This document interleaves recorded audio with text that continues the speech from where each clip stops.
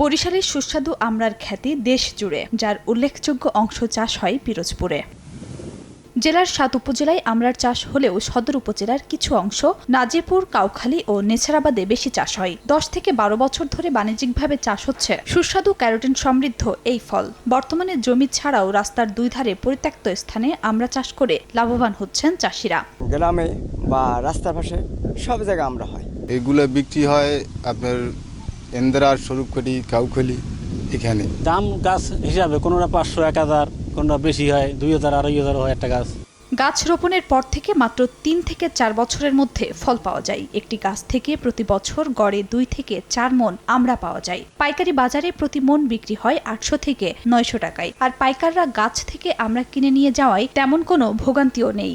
Launch এবং ট্রাকে যাতায়াত ব্যবস্থা ভালো হওয়ায় সহজেই দেশের বিভিন্ন প্রান্তে পাঠাতে পারেন বাগানীরা। যে সময় আমরা ছোট ছোট থাকে তখন কিনি, বড় হলে বিক্রি করি।